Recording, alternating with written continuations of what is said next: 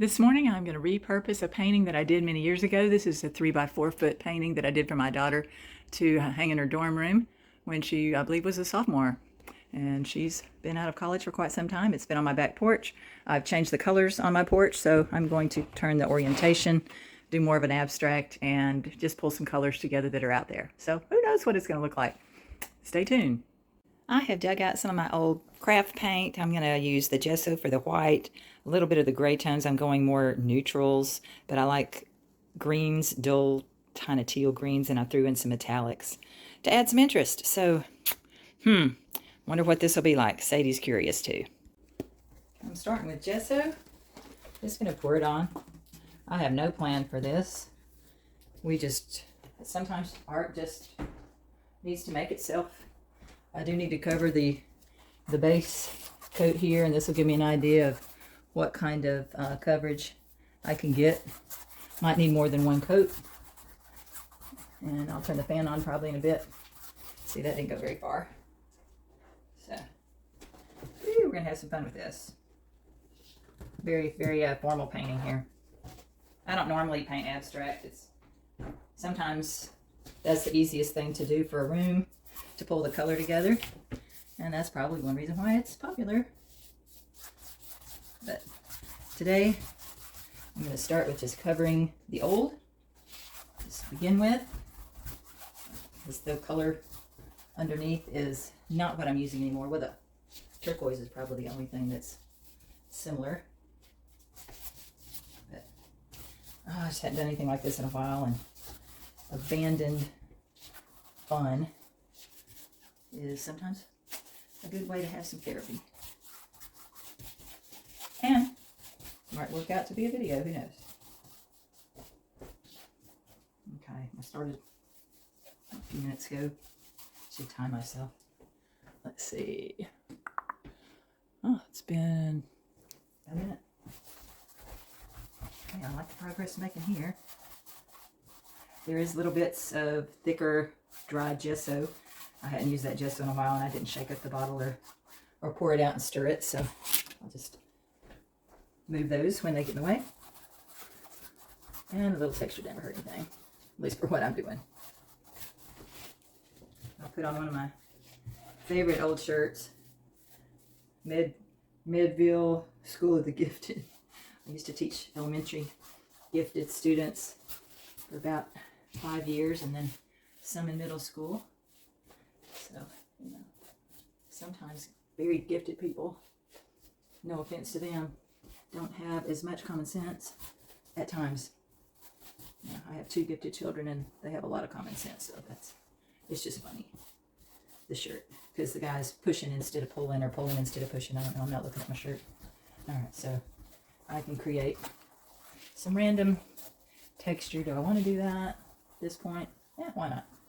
Just have some fun with it. It's not a gel, it's not real thick, but might add some movement underneath, subtle movement underneath.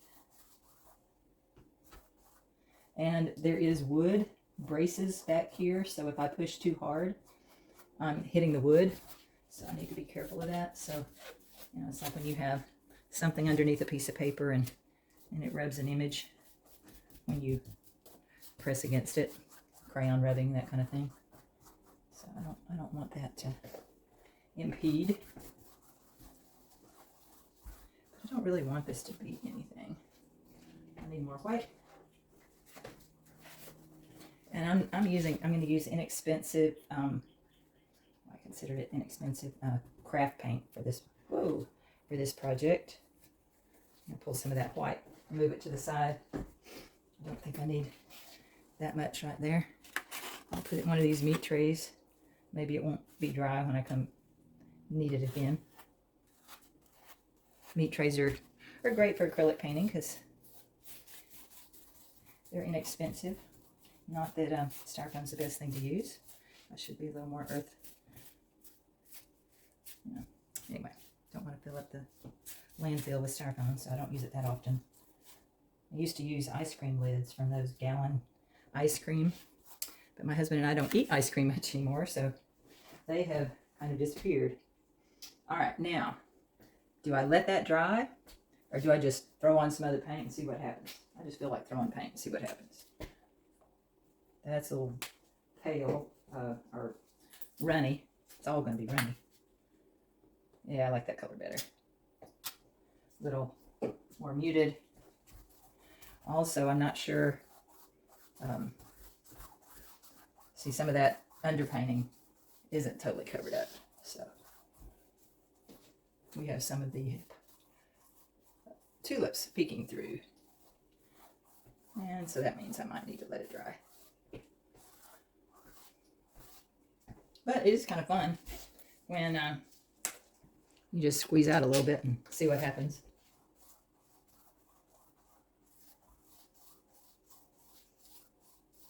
You should go around the edges, so when you hang it outside, so this is going to go outside, so on my back porch.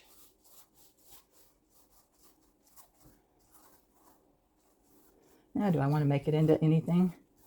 See my realistic, I'm such a realist as far as, I usually look at something when I paint, and I want it to look like something, so abstracts are hard for me when you just let it do its thing. Of course, right now I'm probably overworking it. Need to put a fan on it, let it dry. And this can be the first underpainting. First underpainting layer. Yeah, I think that's what I'll do. I'm going to hit it with a fan. Well, before I hit it with the fan, I'm going to throw a little bit of metallic in there. See if it's... Well, that was a little more than a little. Just, having fun. Isn't that what it's all about?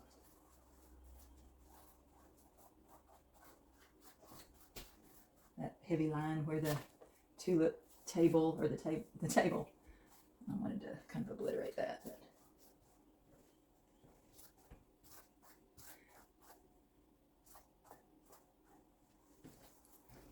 Okay, I have some bunch of tools over here I'm going to play with a little bit, and even a paper towel. Paper towel has cool texture. I'm going to lift that off. That makes it a little more interesting because it's nice and, oh, that's kind of cool. And you can transfer it. Makes it a little more organic. Yeah, I'm liking that better.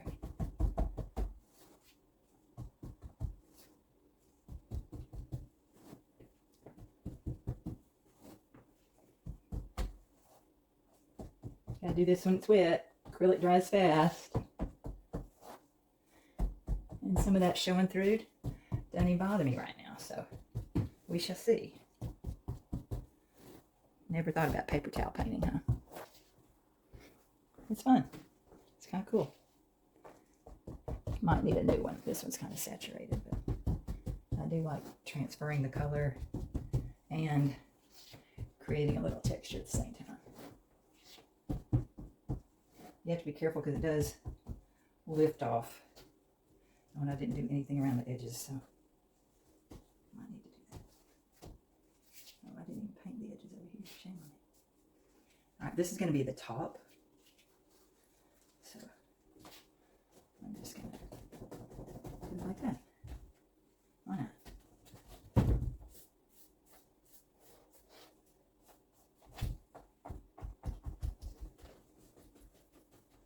I just want it to blend when it goes around the corner. All right, when I look up here, what draws my attention is that mark right there. So I'm going to soften that. Don't like that. It's too blurred. We'll come back with other things. I kind of like how some of it's in focus and some of it isn't. Okay, over there's, you don't want everything to be, I want a little more light in there, a little dull. So, I know, where did I put my light? Right here. Remember? I lifted some of that.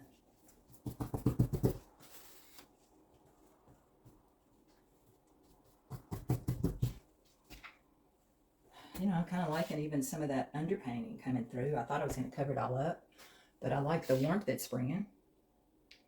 Even though I'm going more toward neutrals in my, kind of like that. Another paper towel, a little smaller.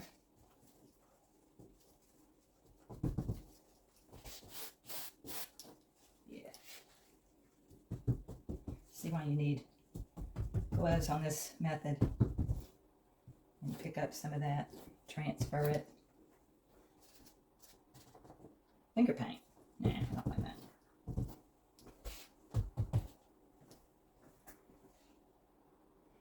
It's kind of distracting. Add a little silver. I don't know what silver will do.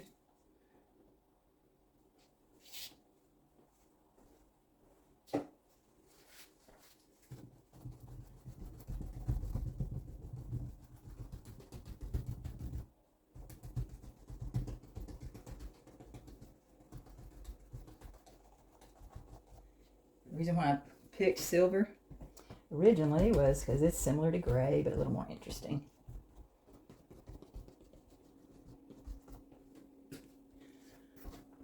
Okay, need some other light. Whoa, not as light as I thought. Throwing some blue in there. I don't have this color yet, but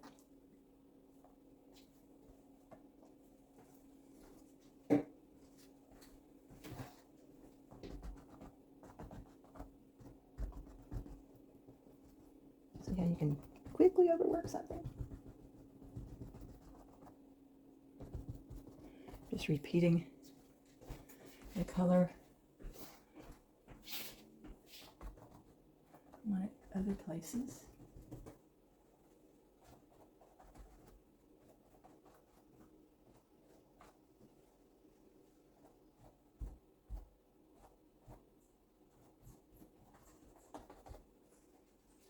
It's too much of a circle. I'm gonna drag that. I didn't know what this would do. Don't know that I like it, but it's adding texture.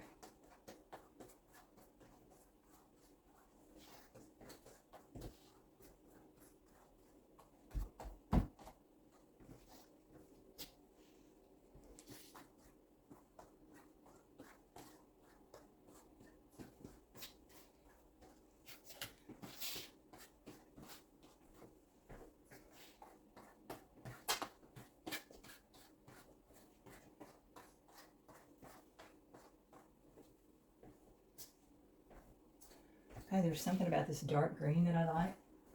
So I'm going to find that again and reestablish that in here.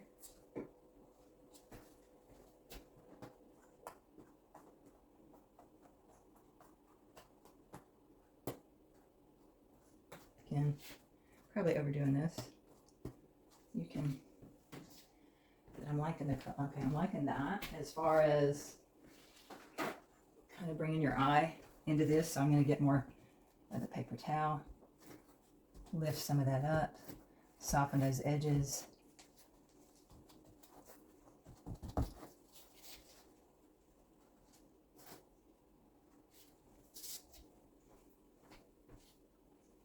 And where's that green?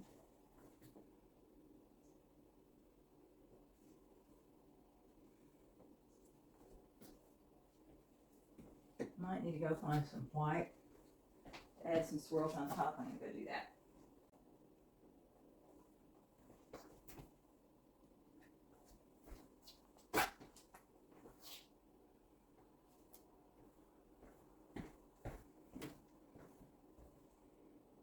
Kind of crazy right now. I don't mind it. Okay, so I might break up just some of these so they're not so exact.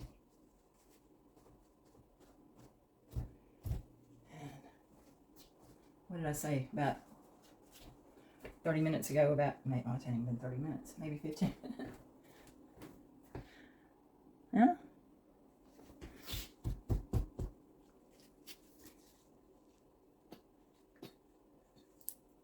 This was an old white, so trying to use it.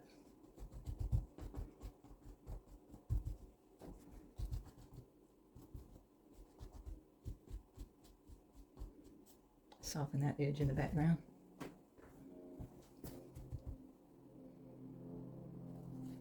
I kind of like those streaky things. Do a little bit more of that.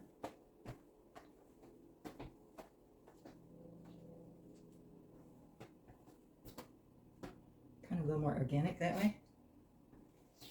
Not that that matters.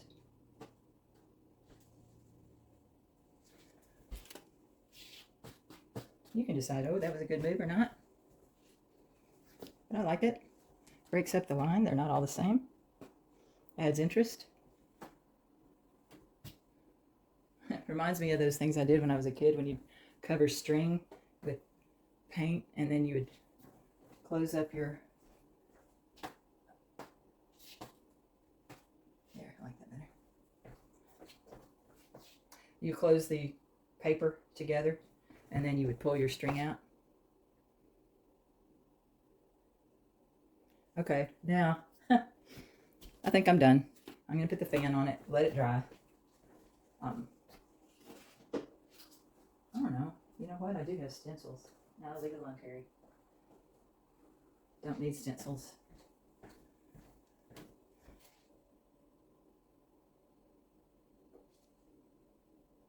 I don't even know if it's the right color to pull things together, but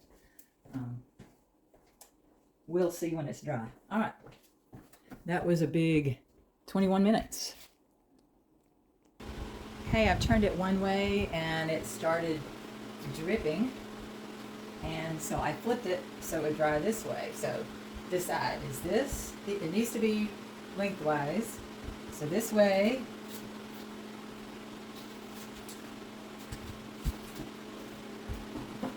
or this way. I can't leave it there too long because it's going to drip. So I want to flip it so it doesn't change too much. Do I want to let it drip this way? I don't think so. Again, that's why you want to wear gloves, because I'm handling this and I've already pulled some of it off. There it is. That green is kind of overwhelming. This is kind of a metallic bluish green, turquoise. I'm going to put that on top.